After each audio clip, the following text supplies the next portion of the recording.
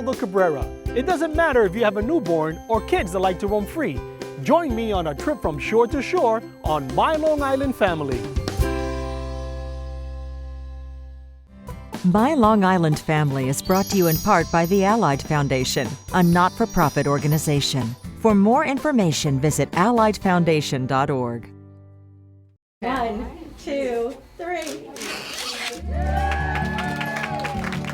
New York Milk Bank is getting ready to open up its doors, and what we're doing is establishing milk collection sites throughout New York State.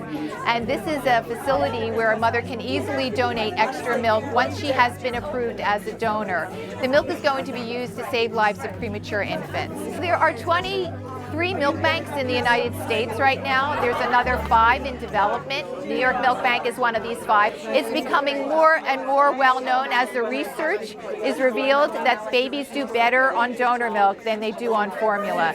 It can lower the rate of necrotizing enterocolitis, which is a devastating illness. So they're becoming more popular, and that's why New York is ready to have its first own milk bank. So you first have to go through a screening process to make sure you're not on any medication or drink alcohol or smoke cigarettes, and then your blood is tested for 5 infectious diseases. After that, you have to have a letter from your physician and the baby's doctor that both of you are in good health, and then we can accept milk from the donors. Milk is pooled with 1 to 2 other donors, and then it's pasteurized, it's tested for bacterial content, and then it's distributed throughout the state. These premature infants are so tiny that they're getting at first just 1 milliliter of feeding, so one mother can provide a lot of milk for many infants. We have a donor right now that's already given us 4,000 ounces of milk in a few months.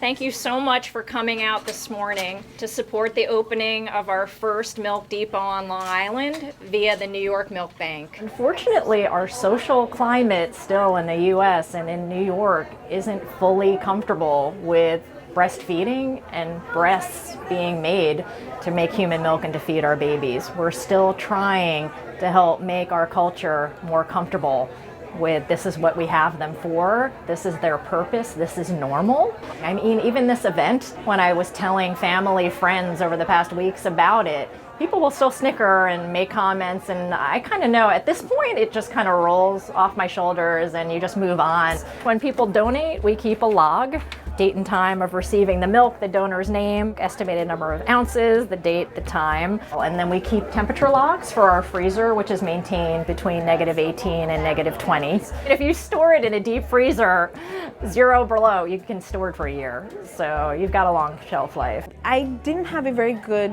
breastfeeding beginning with my son, so I turned to pumping. I make more than enough for my son. Actually, Dr. Macaluso has said that I could probably feed up to 3 babies, and I don't need that much, and I know that other babies do need that milk. It's an amazing thing that I can do, but again, not only for my baby, but for others. One of the physicians already mentioned here, Dr. Scher, has been the impetus to help us expand into the health of the community via the Allied Foundation. We're very proud to be able to help get this milk depot going, and we expect bigger and better things in the future. We formed the Allied Foundation approximately a year ago, and within a year we've been able to start funding important projects like this a lot sooner than I ever imagined.